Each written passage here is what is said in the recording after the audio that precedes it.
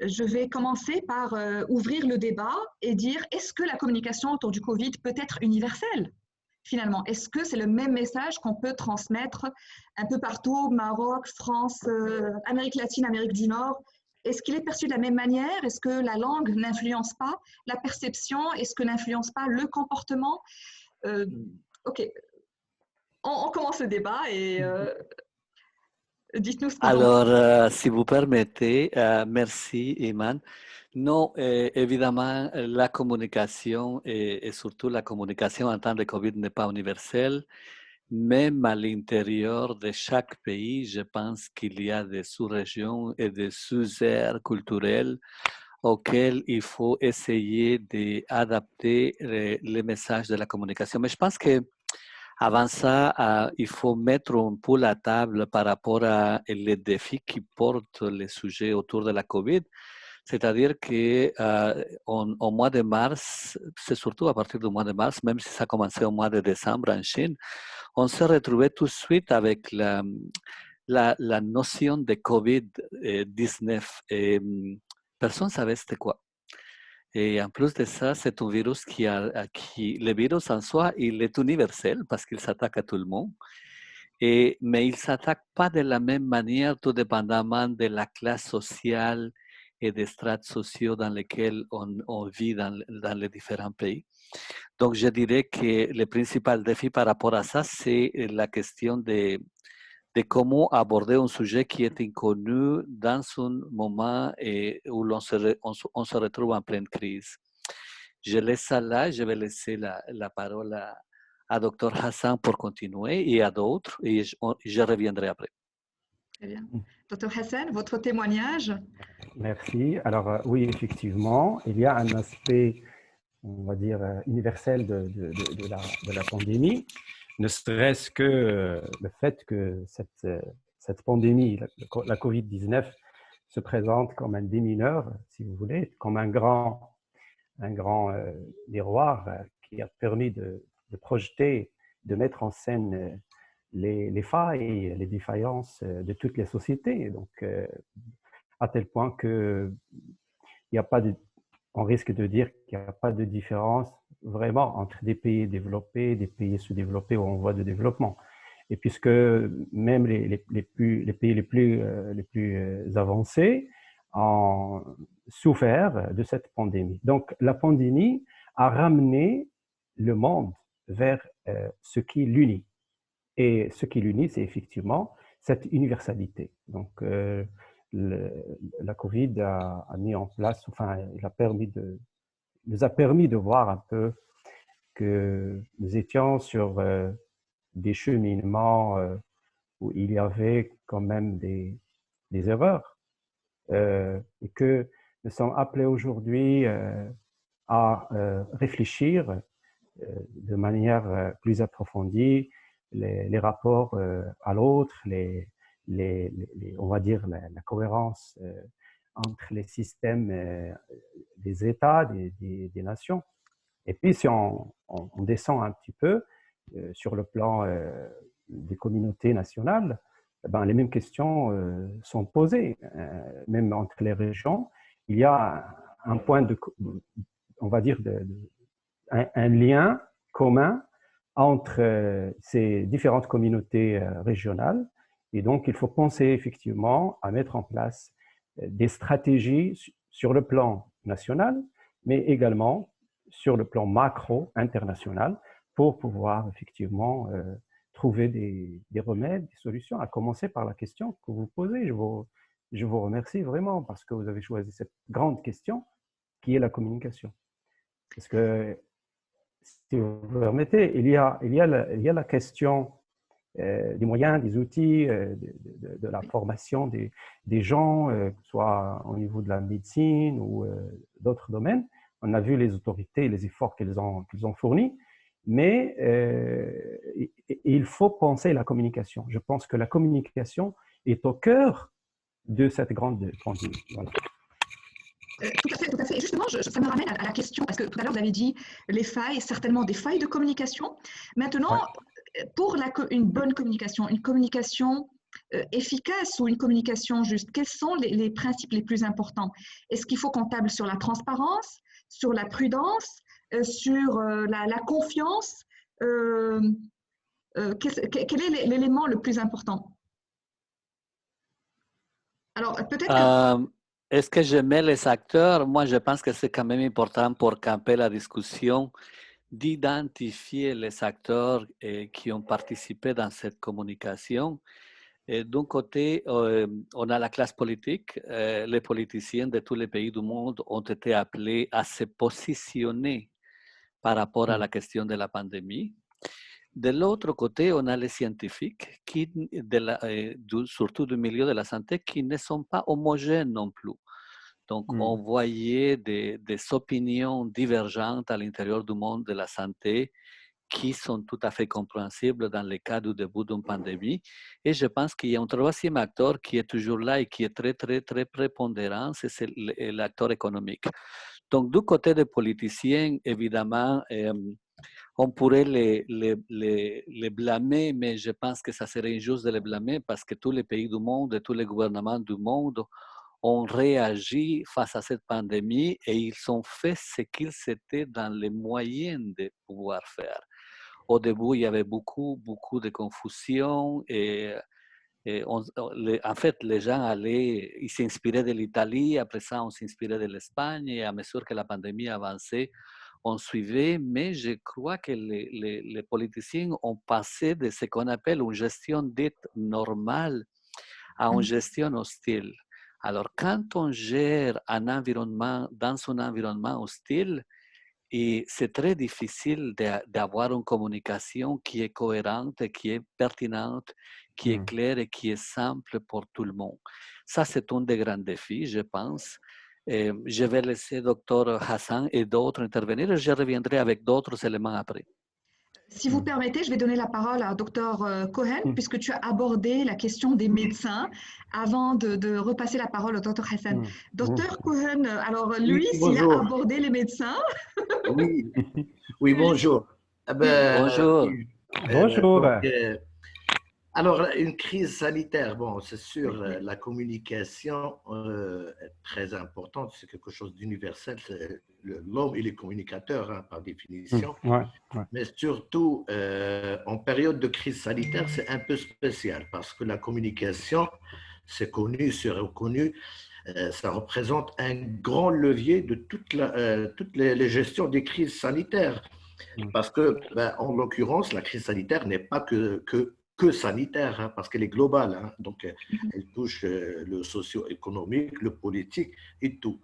Il y avait une particularité de cette pandémie, c'est que quand même, elle a mis à nu, comme vous l'aviez dit tout à l'heure, la vulnérabilité de nos systèmes internationaux, hein, de nos alliances et tout ça, parce que tout le monde a fermé ses frontières et s'est débrouillé tout seul.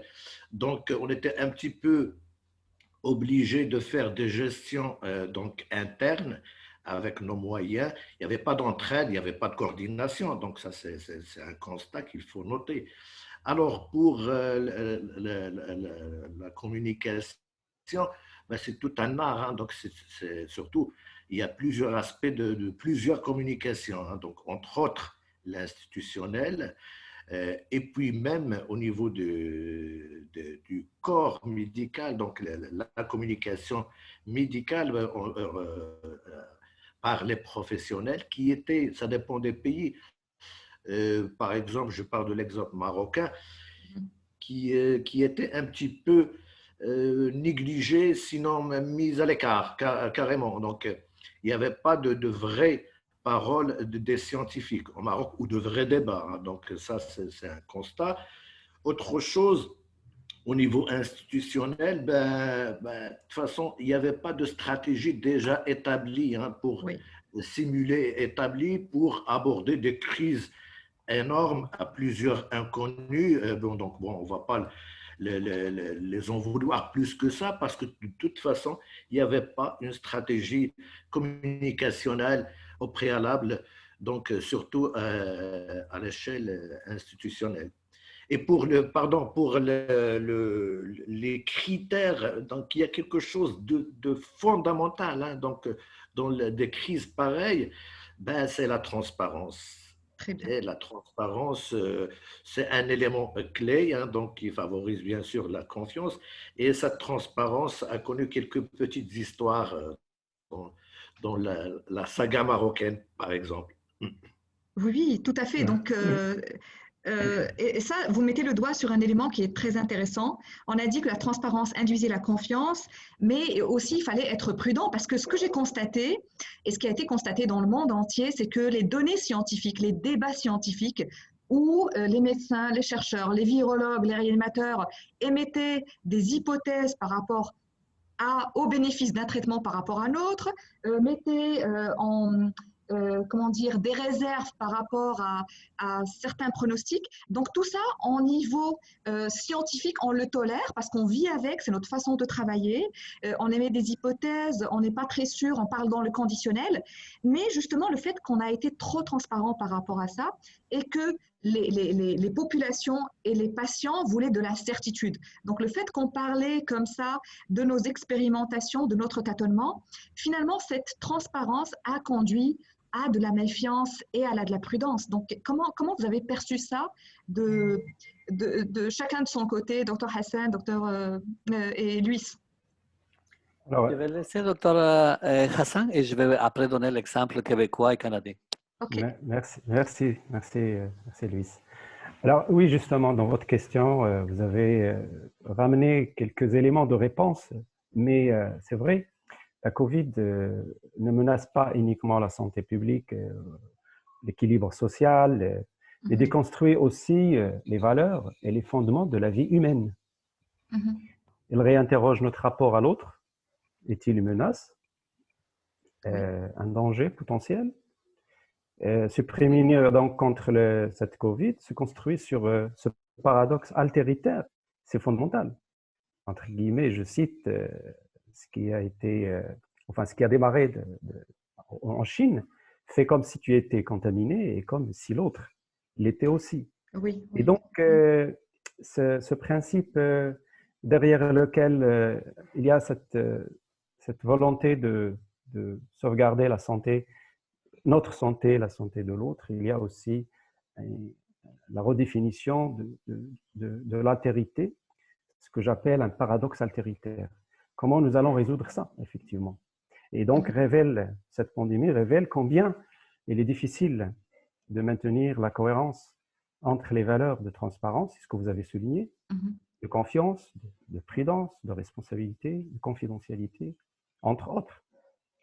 Dès que, par exemple, au Maroc, dès les premiers cas déclarés du Covid-19, ont été, les différentes mesures imposées en vue de protéger les individus, les groupes et les communautés ont astreint ces derniers à l'isolement, ont cultivé un sentiment de panique et d'angoisse. On y reviendra peut-être après.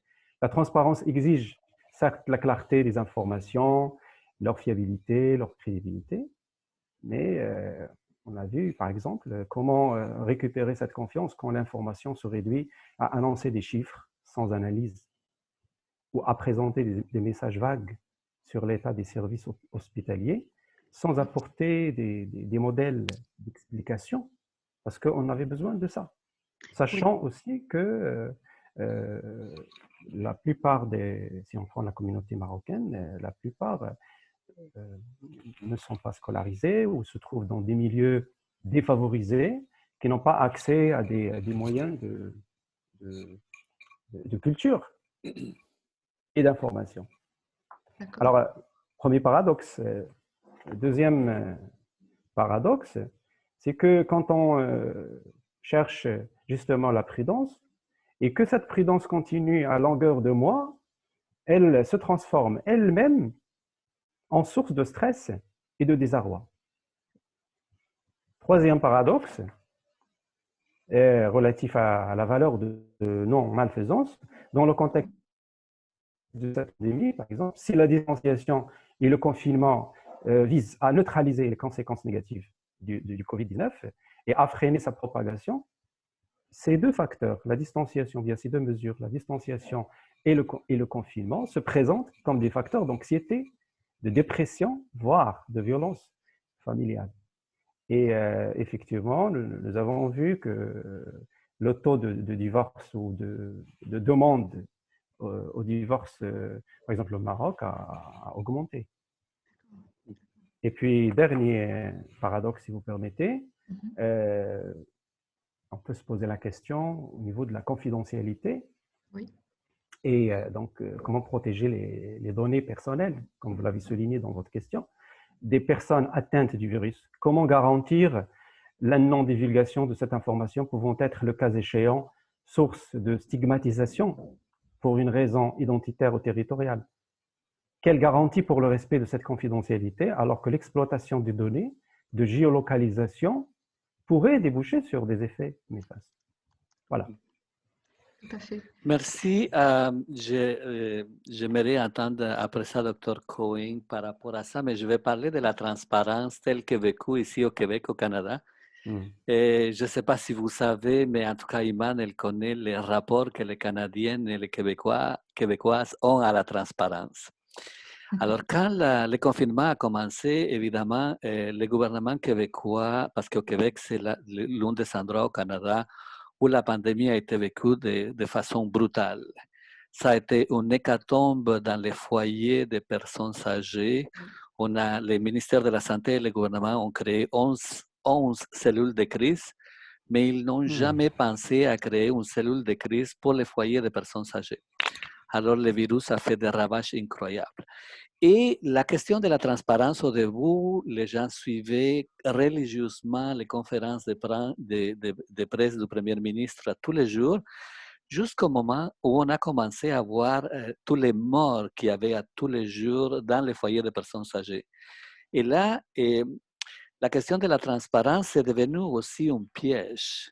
C'est qu'en réalité, il y avait beaucoup d'aspects d'ambiguïté qu'on ne connaissait pas de ce virus-là et qu'on ne connaît pas encore. Les gouvernements voulant jouer à la transparence dans le cas du Québec, ils s'est trouvé pris avec des données qui contredisaient totalement son message. Et donc, c'est sûr que les gens ont commencé à douter, et les gens ont commencé à douter fondamentalement de deux aspects qui sont très importants. On se croit dans un pays développé, au Québec, au Canada, le système hospitalier est très, très bon, mais notre système de santé n'était pas prêt à faire face à une pandémie comme ça. Et je pense qu'il n'y en a pas un système de santé au monde qui était prêt à faire face à une pandémie comme ça.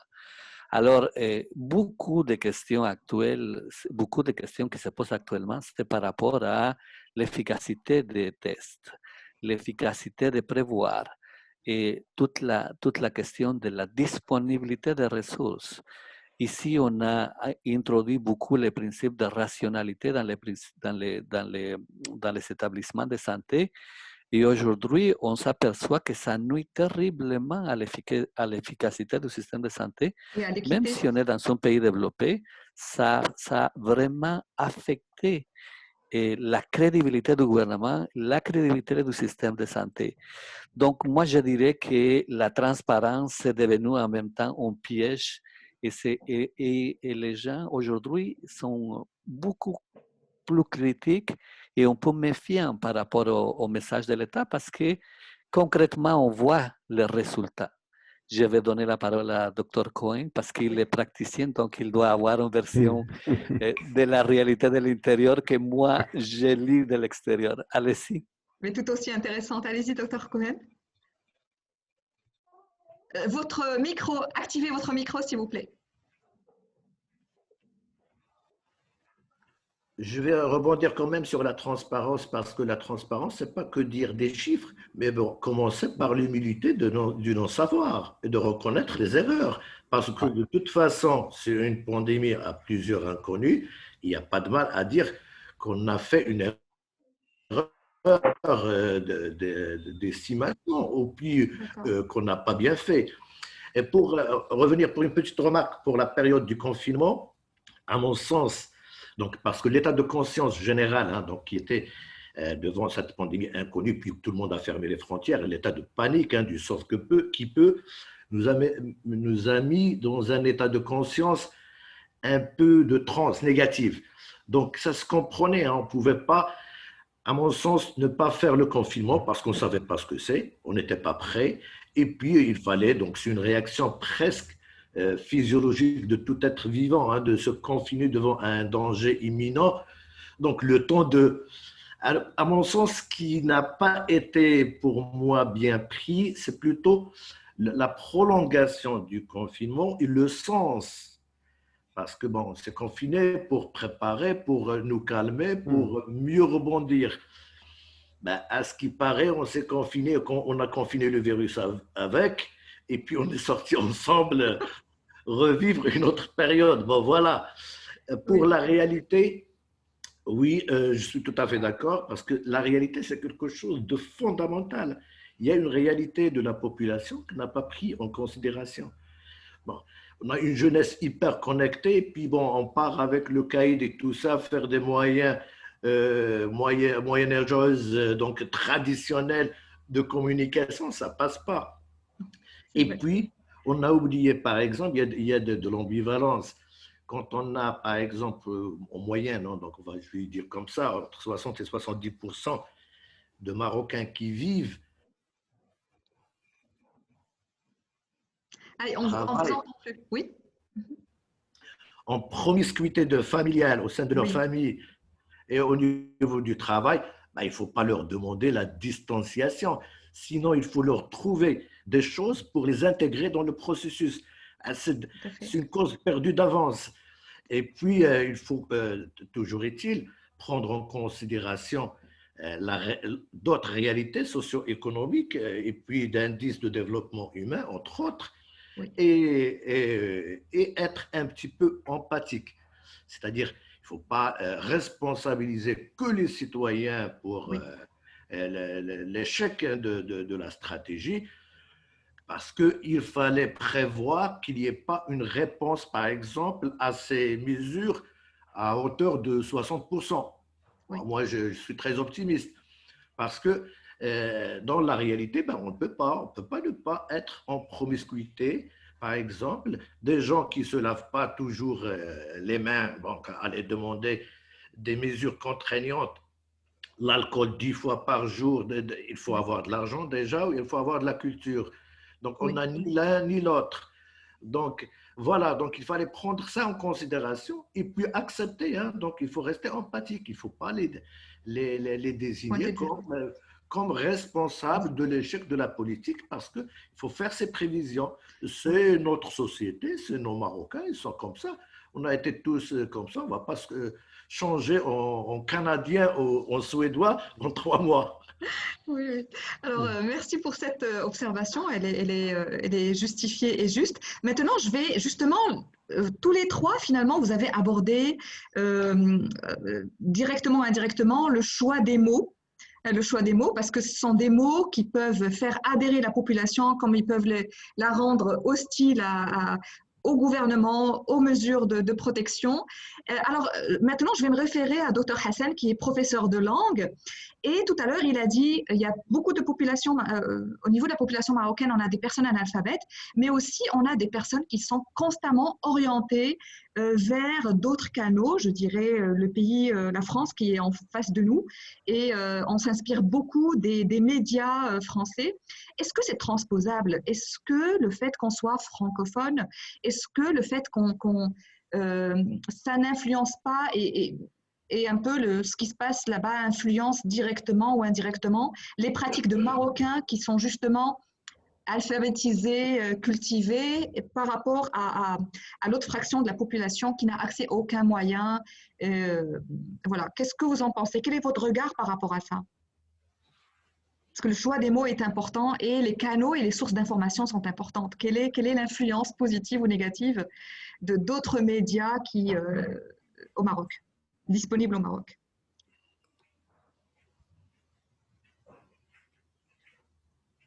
Oui, alors je prends la parole. Merci. Oui, question très intéressante, effectivement, parce que la communication, c'est aussi la langue, tout d'abord. Choix des mots qu'il faut adapter dans une telle situation. aux cibles, c'est-à-dire aux destinataires.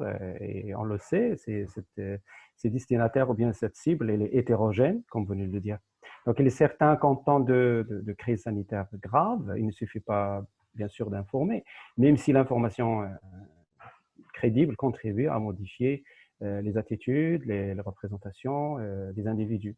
Mais son effet sur leur conduite demeure insignifiant. Donc, il faut aller vers les conduites, vers les comportements, pour justement pour leur agir, pas uniquement sur le plan personnel, mais aussi communautaire, collectif, social. Et donc, dans le cadre de cette pandémie, Oui. nous sommes appelés à développer une éthique relationnelle basée sur la valeur de la solidarité, sur le sens de la bienveillance et de l'empathie, comme vient de le souligner Dr Jamel Din, et donc qui focalise la vie humaine. Ainsi, chacun se rendra compte de l'importance cruciale, je souligne, du lien social et de l'altérité. Et donc là, la médiation, elle est fort importante. Nous avons vu, par exemple, dans le cas du Maroc, jusqu'à quel point Keïda Houria a réussi un grand challenge à Safi, la ville de Safi, et comment il a été applaudi par la population parce qu'effectivement, il a su jouer par son leadership une médiation dans laquelle il y a une communication de proximité. Il utilisait le langage, les mots des jeunes, même des préadolescents, et comment il communiquait avec les femmes qu'il rencontrait sur son chemin, comment il appelait les gens à rentrer chez eux pour respecter certes le confinement, mais aussi pour se respecter eux-mêmes, pour garder leur santé. Et donc la question sur la communication nécessite un travail en profondeur sur ce lien social et l'altérité qui, les premiers, ont été touchés par la pandémie. Oui, oui. Hein, donc, que ce soit sur le plan macro, sur le plan micro. Oui. Et donc, on peut se poser la... Oui, allez-y, je vous en prie. Alors, la question principale, quel message transmettre qui ne rajoute pas à la détresse et au stress vécu par les populations. C'est peut-être par là que commence une bonne hygiène en termes de communication. Donc, quand je parle d'hygiène, donc bien sûr, les mots qu'il faut choisir, les termes qu'il faut utiliser, qui ne doivent pas semer la panique ou voire la terreur dans certains milieux. Il y a certainement la question des représentations, et donc le registre, si je prends un autre exemple, le registre de langue adopté, par exemple dans la communication audiovisuelle, quand il s'agit d'exposer les résultats chaque 24 heures sur la télé marocaine, et ben, on utilisait l'arabe classique. Et il y a il y a un grand nombre dans la communauté marocaine qui ne comprenaient pas, si vous voulez, cette langue. Donc, oui, informer, on informe, etc. Mais il s'agit d'adopter un langage qui soit compris, entendu par la communauté, au risque aussi de provoquer ou bien de cultiver des malentendus sur la maladie elle-même. Et je reviendrai sur cette question tout à l'heure. Très bien.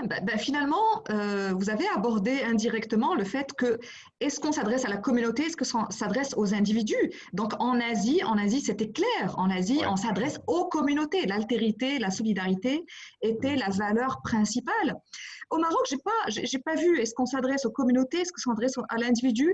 Quelle est votre perception, Dr. Cohen? Quelle est ta perception, lui, au Canada et en Amérique latine? Comment ça se passe? Est-ce qu'on a un public cible bien précis, communauté versus individu, ou l'inverse? Je ne sais pas, l'expérience canadienne, évidemment, au Canada, les gens sont foncièrement individualistes.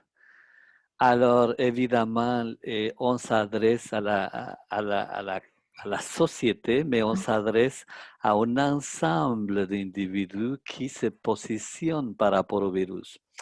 Et il y a un élément qui est très, très différent probablement ici et qui est bon à donner comme exemple. On a même un mouvement anti-masque. Ah oui. On a des gens qui ne croient pas à Ils trouvent que le gouvernement exagère, qu'il y a beaucoup de pression, que l'économie est à la dérive. Et c'est surtout la question de l'individualité qui prime. Et alors qu'on voit que les pays qui ont le mieux réussi, ce sont des pays qui ont adopté plutôt des stratégies collectivistes, à savoir la Nouvelle-Zélande, la Chine, la Corée du Sud. C'est des pays qui ont adopté des approches plus avec des stratégies collectivistes. Et au Canada, ça serait totalement impensable, mais vraiment impensable d'aborder ces mesures-là. Elles ne passeraient jamais tellement la notion de liberté et d'individualisme est forte. Alors, c'est sûr que ça pose un défi pour l'État parce que l'État doit convaincre. Et l'État doit convaincre de la pertinence des mesures à adopter, mais il y aura toujours une partie de la population qui ne suit pas et qui ne suivra pas. Et heureusement, elle est infime, elle est petite. Alors ça, c'est pour le cas du Canada. Pour le cas de l'Amérique latine, c'est le continent qui a été le plus confiné au monde. Et la moyenne de confinement en Amérique latine est autour de 6 mois de confinement actuellement. Et il y a les grands défis que se posaient, Dr. Cohen l'a souligné tout à l'heure, c'est toute la question de rester confiné quand tu n'as pas les moyens de manger au jour le jour. Alors les gens se disaient, je vais mourir de faim si je ne sors pas. Il faut que je sorte pour pouvoir manger. Et donc, il y a un élément qui a été un catalyseur terrible, et c'est quand la COVID s'est attaquée à la ville de Guayaquil et qu'on voyait les morts dans la rue et tout ça. Je ne sais pas si chez vous, on a observé ces images-là, mais elles étaient horribles, elles étaient choquantes. Et à partir de là, la plupart des grandes villes de l'Amérique latine, que ce soit Bogotá, Mexico, Buenos Aires ou Lima, ont pris des mesures pour pallier aux défis que la population vivait par rapport aux contraintes du confinement. Mais c'est sûr que dans des sociétés beaucoup plus verticales comme l'Amérique latine, c'était la loi et l'ordre, et ça s'est fait souvent au détriment des libertés fondamentales. Mais encore une fois là, j'aimerais vous entendre. Qu'est-ce qu'on fait des libertés fondamentales quand on est en temps de confinement et quand il faut imposer un confinement pour des raisons de santé de la population en général? Alors peut-être que le professeur Cohen a la réponse puisqu'il a écrit un document très intéressant sur la communication persuasive. Alors dites-nous plus un peu sur ce que vous avez écrit, professeur Cohen. Oui, bien sûr. Moi, je vais rebondir juste sur l'aspect communicationnel au tout début. C'est une crise globale donc, qui concerne, c'est une gestion régalienne. Donc, il y a de la communication institutionnelle, ça c'est obligatoire, mais qui doit obligatoirement s'associer et s'appuyer sur les autres vecteurs et les autres voies de communication. Parce que de toute façon, la COVID a choisi une tranche d'âge qui est vulnérable, par exemple, et c'est des gens qui sont plus accessibles à une communication de la part de leur médecin traitant que d'autres personnes. Et puis, il y a les disparités culturelles et régionales. Donc, il y a plusieurs... Et puis, il fallait s'appuyer sur nos valeurs sociétales, parce qu'on a tout écarté. Et puis, on a monopolisé une communication standard, foirée, par exemple, par rapport à la variété des destinataires, parce qu'il y a des gens qui peuvent accepter, puis il y a des gens qui ne se sentent même pas concernés, et puis il y a des gens qui ne comprennent même pas, ou bien il y a les phénomènes pires que ça, de résistance ou de communication persuasive. Une communication de pandémie qui menace la vie des gens suppose qu'il doit y avoir de la peur. Je dis bien la peur et pas la terreur. Donc, il ne faut pas aller à la terreur, parce qu'on a même démontré. Parce qu'il y a des gens qui demandent.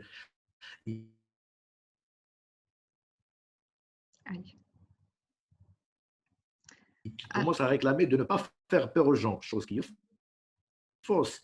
Il faut maintenir, appelez-moi.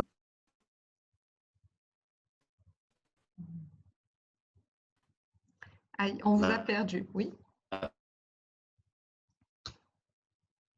peur utile qui va mobiliser sans les paralyser. Donc, une peur utile. Vous m'entendez là? Très bien, oui, oui, là, on vous Donc voilà, entend. c'est le principe de la peur utile.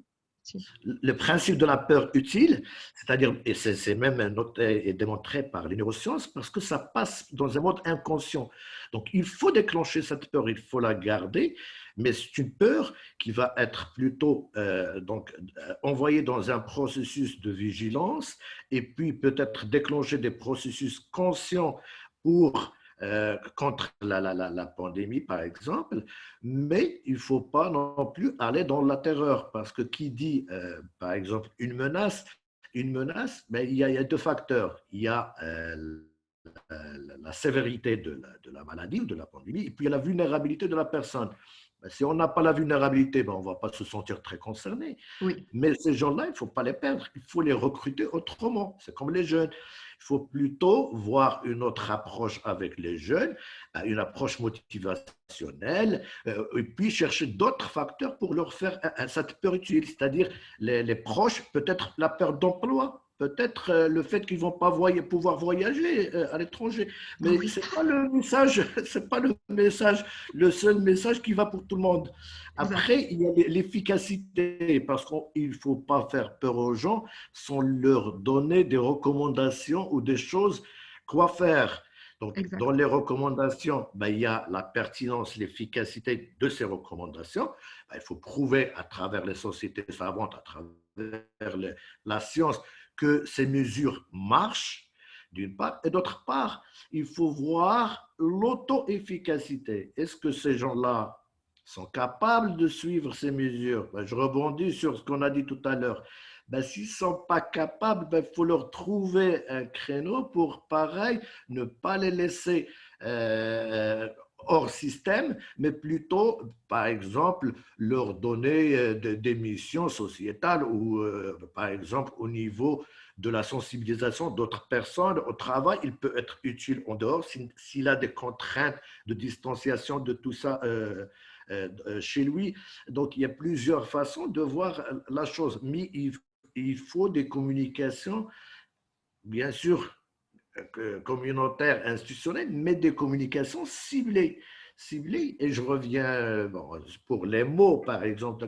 Il n'y a pas que les mots. On sait que les mots sont les meilleurs médicaments hein, que l'homme a utilisés, mais il n'y a pas forcément besoin de ce qu'on dit. Hein. Il y a là, par exemple, le comportement parfois des responsables.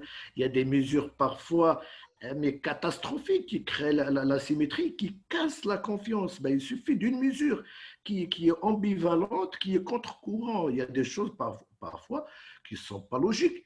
Quand on dit aux gens aller encourager le tourisme national et puis on ferme les villes et les déplacements intervilles. Donc, il y a de l'ambivalence, donc on ne comprend plus rien, cette cacophonie. Donc, il n'y avait même pas, il faut une vraie cohérence et des messages clairs et puis l'information utile qu'on peut utiliser. Donc, voilà, il ne faut pas demander plus qu'il faut aux gens. Exactement. Ben, merci pour cette intervention parce que ça va m'aider à faire la transition avec ma question au professeur Hassan Nasseri, spécialiste en communication et pédagogue. C'est quelles sont les meilleures méthodes pédagogiques et qui sont adaptées donc pour la communication en période de pandémie, en période de crise en général? Et comment on peut mesurer leur efficacité? Docteur Hassan, ouvrez votre micro.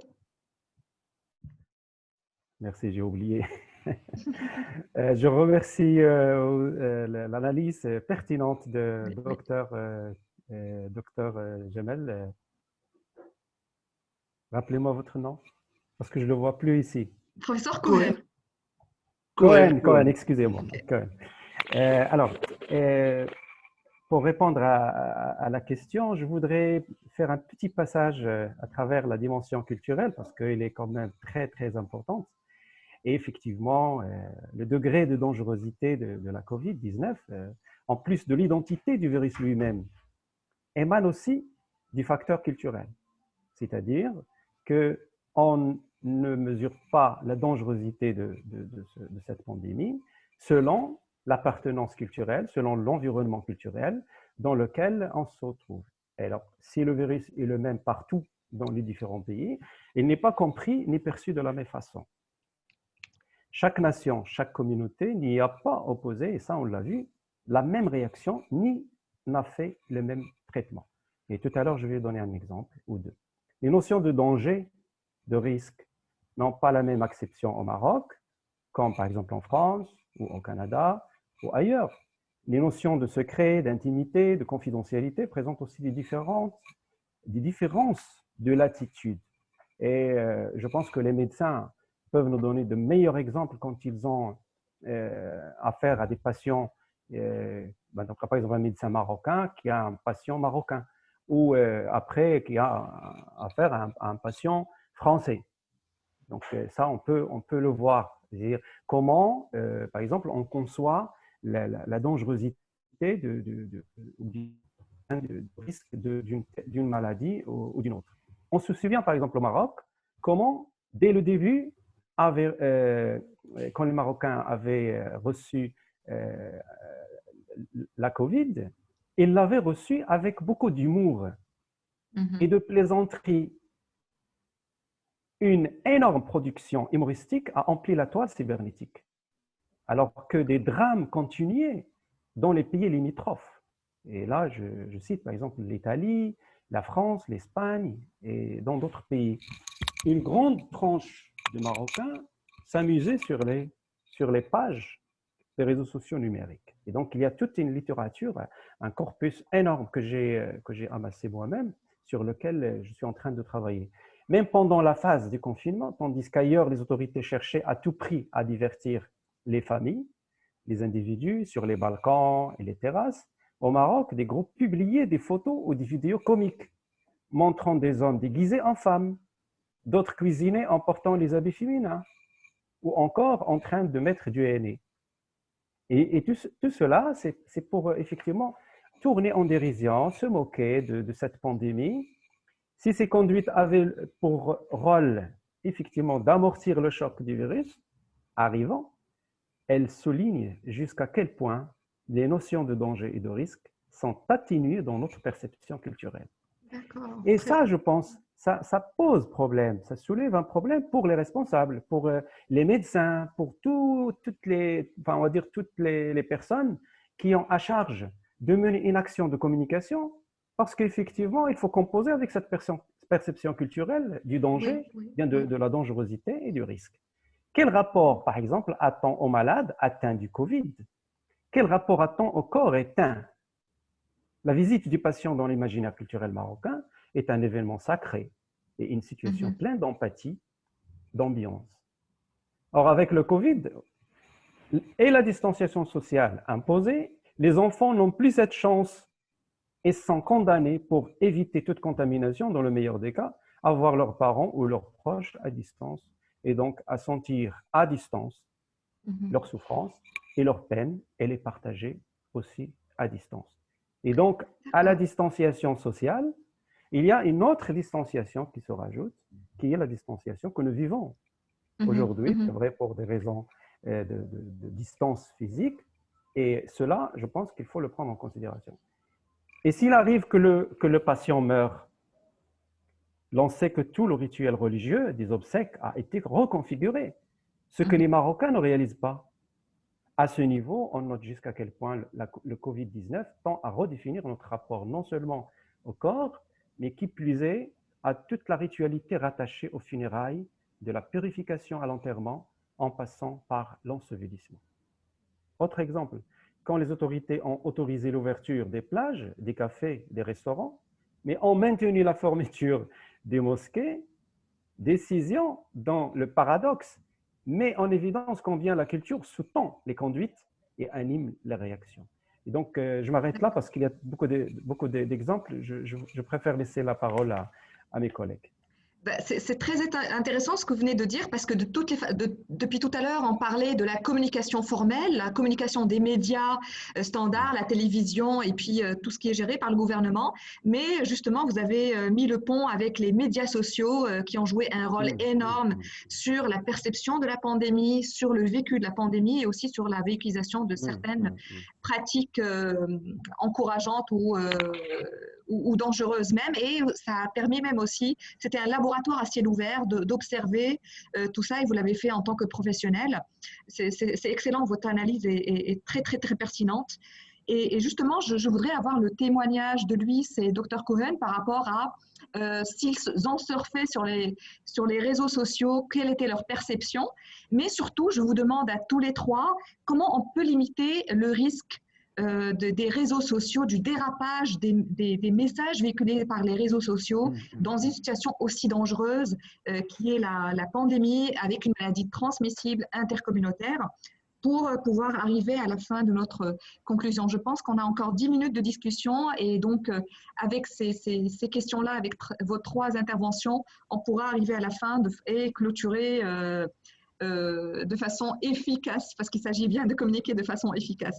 Donc, je pourrais donner la parole à lui, si on ne l'a pas entendu depuis tout à l'heure, et puis après, je passerai la parole au Dr Cohen, et on va clôturer avec Dr Hassan, qui est le grand spécialiste de la communication et aussi enseignant au Maroc. Et voilà. Et j'espère que le Dr Cohen va va vouloir partager ces documents avec mes collègues. Je serai très honorée. Et puis, comme ça, ils auront une perception de quelqu'un qui a la main à la pâte et de sa réflexion sur la communication. Donc, lui, s'il te plaît, ta réaction par rapport aux médias et qu'est-ce que tu proposes pour limiter les dégâts? Parce qu'il faut faire avec.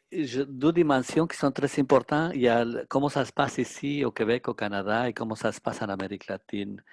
Je pense que le problème principal au Québec et au Canada, c'est toute la question des fake news, comme on les appelle, excusez l'anglicisme, des fausses nouvelles dans les médias sociaux. D'ailleurs, les anti-masques et tous les gens qui voient des complots au niveau de l'État, ils se fient beaucoup à ces nouvelles-là qui sont répandues dans les médias sociaux.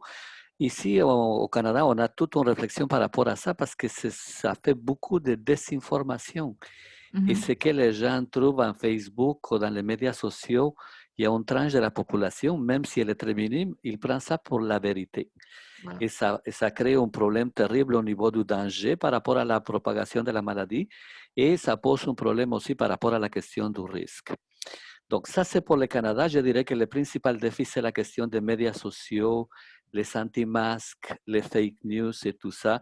Et c'est un phénomène qui est très répandu chez nos voisins aux États-Unis. Oui. Par rapport à l'Amérique latine, là, je rejoins un peu Dr Hassan. Dans une tranche de population latino-américaine, il y avait une espèce de pensée magique par rapport à la maladie. Ah, ça ne nous arrivera pas, ça ne va pas nous toucher. Et quand les gens étaient contaminés, quand il y avait de la mortalité, ben ça générait des fois des peurs terribles. Il y avait des gens qui, parce qu'ils savaient la COVID, ils se faisaient menacer par leur propre collectivité parce que les gens réagissaient de façon très violente et très agressive. Par ailleurs, je dois reconnaître qu'en Amérique latine, les radios ont joué un rôle très important dans la diffusion des protocoles de biosécurité. D'ailleurs, le mot protocole de biosécurité, c'est un mot qui est devenu à la mode et dont on en parle. Et on insistait tellement dans la radio, on se servait de personnalités publiques pour faire passer les messages. Et jusqu'à un certain moment, je pense que la plupart des pays ont réussi à faire passer les messages par rapport à l'importance de la distanciation sociale et les 4 étapes qu'il faut mettre en place pour se prémunir contre la COVID. Mais de l'autre côté, il y a aussi une partie de population dans chaque pays, je pense, et j'aimerais vous entendre par rapport au Maroc, qui est perméable à tous ces messages-là. Il y a des gens il y a une petite tranche de la population dans chaque pays qu'on ne pourra pas atteindre, ou qui, par des raisons culturelles, par des raisons sociologiques, par les médias sociaux, par les fake news, mais il y a des raisons qui font qu'il y a toujours une partie de ces populations-là qui ne sont pas rejoignables ou qui ne veulent pas croire au message de la santé publique. Et ça, évidemment, ça pose un problème. Je m'arrête là. Très bien. Dr. Kevin, votre perception? Alors, ma perception, il y a deux choses. Donc, il y a, bien sûr, les médias sociaux, c'est à double tranchant, mais malheureusement, ça n'a pas été utilisé à bon escient, mais du moins dans notre cas, parce que c'était le théâtre d'expression des gens en réactance, hein, ceux qui se sont sentis incapables de suivre les mesures et touchés dans leur libre choix. Donc, du coup, ils se sont même organisés à véhiculer les fake news et à faire même une politique anti-mesures préventives. Ça d'une part. D'autre part, l'autre aspect, c'est dans des situations comme ça, il faut que le message soit clair, simple et admis, utile. Alors, le trop d'informations tue l'information. Quand on a trop de choses et trop de médecins qui se sont improvisés, les sachants et tout ça, et même les non-professionnels, donc tout le monde en parle. Donc, à force de prendre trop d'informations, on n'a plus rien, donc c'est un peu perdu. Du moment que ça n'a pas été utilisé pour cibler, voilà, ces jeunes hyper connectés où le moyen privilégié, c'était ça, dans notre contexte, ça n'a pas été d'une utilité, c'est plus d'une nuisance dans la communication. Ça d'une part. D'autre part, je voulais rebondir sur la distanciation, donc, qui est pour moi, qui n'est pas sociale. Hein, donc, il faut qu'on… Voilà, c'est le recadrage des mots. Donc, c'est plutôt physique, parce que de toute façon, c'est un virus qui va rester parmi nous. Et on va devoir gentiment, intelligemment nous adapter à vivre avec. Donc voilà, la distanciation, il faut la prendre, il faut s'habituer à la vivre autrement, hein, pour que ça soit pas dans la contrainte, mais bon, dans l'adaptation qui est la qualité de survie de tout être vivant. Parce que, bon, il y a une proximité qui est la zone par exemple, d'intimité, hein, personnelle ou publique. Et là, bon, ça peut être rester dans cette distance, donc 1 mètre et demi. Au-delà, bon, le sourire peut toujours être exprimé autrement, et puis il y a même des gestes qu'on va pouvoir, voilà, adapter et donner notre empathie, notre communication positive autrement. Il ne faut pas qu'on prenne ça pour des contraintes, il faut qu'on s'habitue parce que ça n'a pas l'air de vouloir disparaître après-demain ou demain. Donc Oui, oui. voilà, rester positif. Et oui, bon, c'est sûr, au niveau de la communication, moi j'insiste beaucoup sur ce côté de l'empathie et de prendre en considération la réalité de l'autre. Parce que bon, tout ce qui a été, par exemple, véhiculé dans les médias sociaux, c'était du standard un peu tiré large et pas toucher la bonne cible. Donc, ça n'a pas eu d'effet positif, ça n'a pas été encadré, mais plutôt été le théâtre pour les autres, hein, donc des politiques de nuisance qui n'ont pas raté quand même.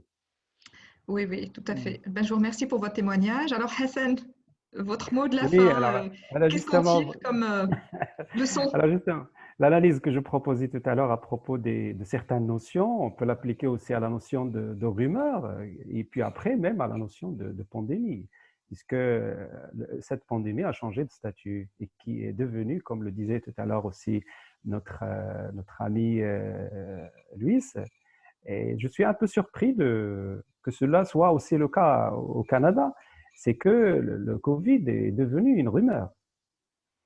C'est devenu une rumeur chez les gens. Ils ne croient pas que cette maladie existe. Il y a des gens qui maintiennent encore. Alors, bien sûr, d'un point de vue culturel, au sens anthropologique, la rumeur reste une pratique communicationnelle courante dans notre société. Et avec l'éthique, celle-ci a pris de l'ampleur, à tel point que des groupes passent le Covid lui-même pour simple rumeur.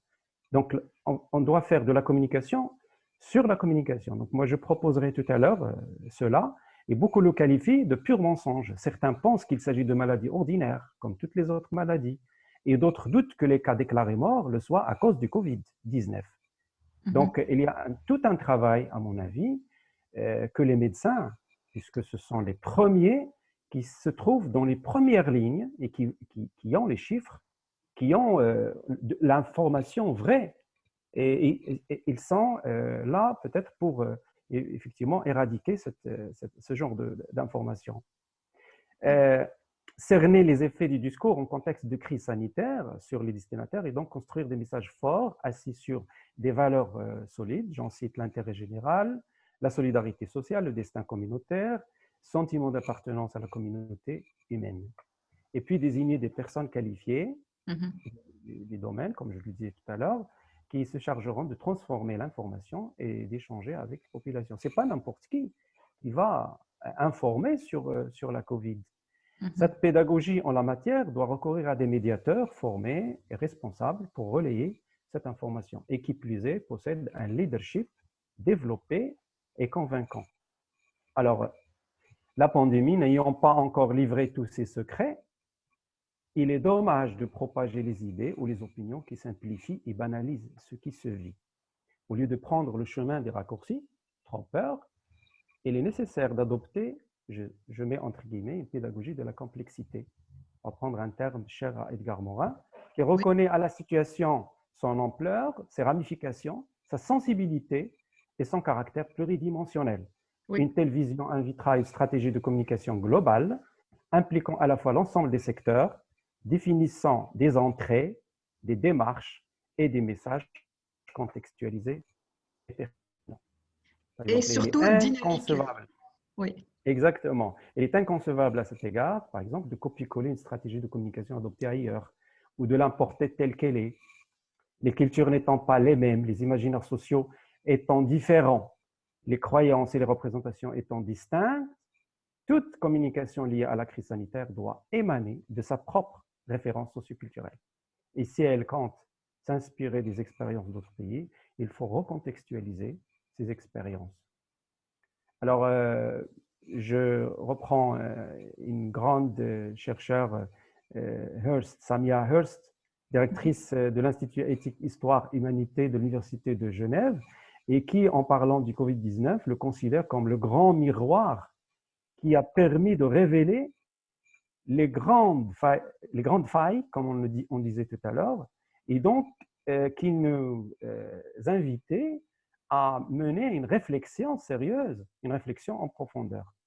Et puis, bien sûr, les médias qui ont fait tout un travail, si vous voulez, négatif, qui ont amplifié un peu la crise. Alors, ces mesures restent cependant insuffisantes si l'on ne travaille pas à construire une culture du bien commun ou de l'intérêt collectif. La construction d'une solidarité faisant déboucher le Covid sur un co-vivre soucieux de la sécurité et de la santé de chacun, valorisant l'altérité.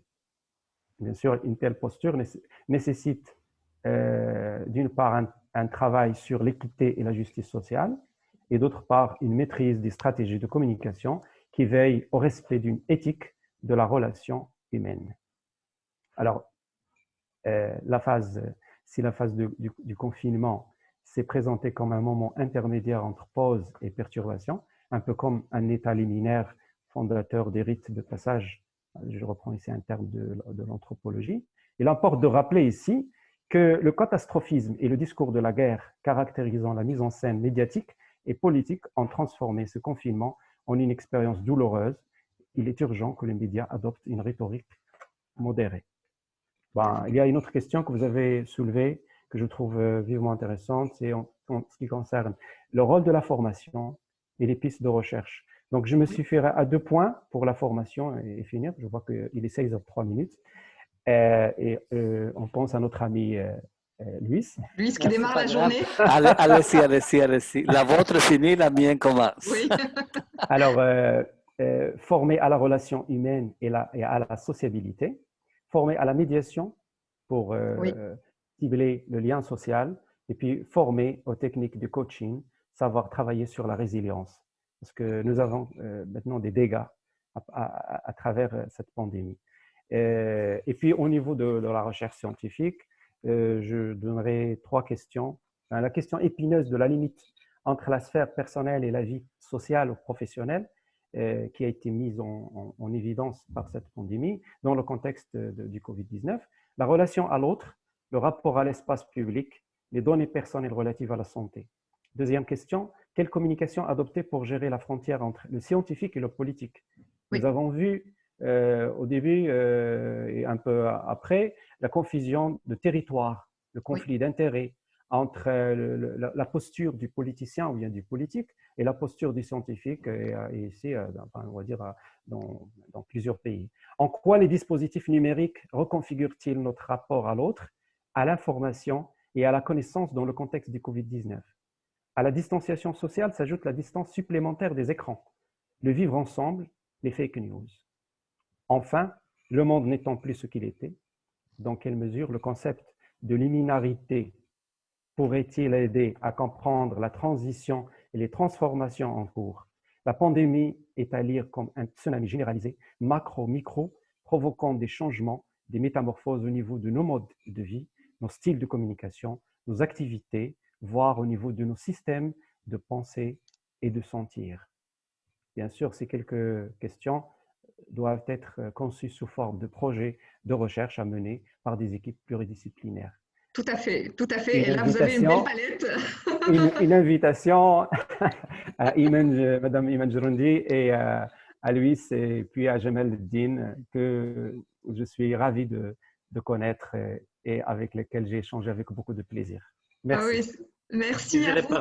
Ça m'a fait plaisir, tout le monde. Merci. Oui, oui, c'était excellent. Franchement, c'était excellent parce que vous avez répondu à la requête de façon très méticuleuse.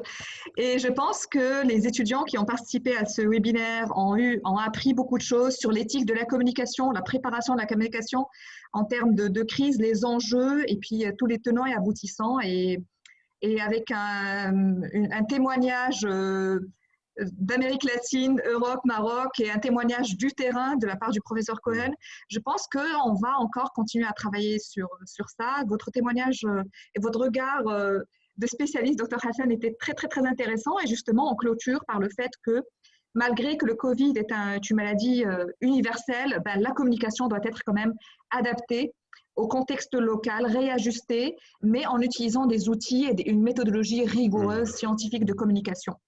Donc, je pense qu'on pourra se séparer là, mais on peut garder le contact parce qu'il y a du matériel à déployer, à travailler. Et donc, j'étais ravie, je vous remercie infiniment de votre disponibilité, votre coopération et surtout toute la valeur ajoutée que vous avez apportée à ce webinaire. Je vous remercie tous et puis on garde contact. Merci. Merci à vous. Merci. Bonne fin de journée à vous trois et à tous les autres. À très bientôt. Merci Louis. Merci. Bye bye. Bye bye. Merci Jamaldine. Merci beaucoup. Merci. Au revoir. Bye bye. Bye. Bye bye. Bye bye. Bye bye. Ciao.